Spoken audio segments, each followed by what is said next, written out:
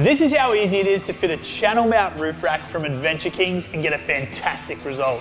I'm installing this flat rack onto a 150 series Prado, but you can also get racks to suit 120 series Prados and 100 and 200 series Land Cruisers. First, lay out all the components. Then, remove the clips along the side of the roof rails that cover the mounting points, and remove the bolts underneath. Give the area a good wipe down to remove any excess dirt or grime. Then you can mount the roof rack brackets. It's a good idea to use a neutral cure sealant in and around the roof rail bolt holes to avoid any potential water leaks. All of the brackets are labelled so they're easy to position and install.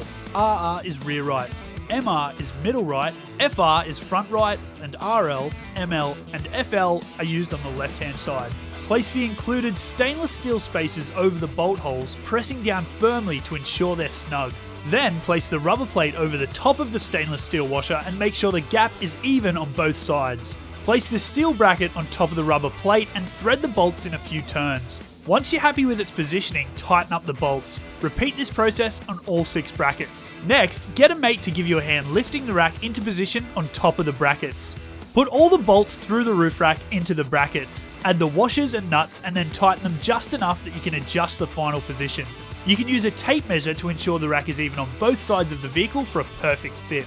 Once you're happy with the alignment, take the bolts out one by one and give them a small drop of thread lock. Thread them back through and tighten them up. Repeat this process on all 6 mounts and double check your spacing. It's a good idea to retighten all the roof rack bolts after your first 100 kilometers of driving to ensure nothing has come loose. And that's it. In under 2 hours, you can have a tough, functional roof rack that looks this good.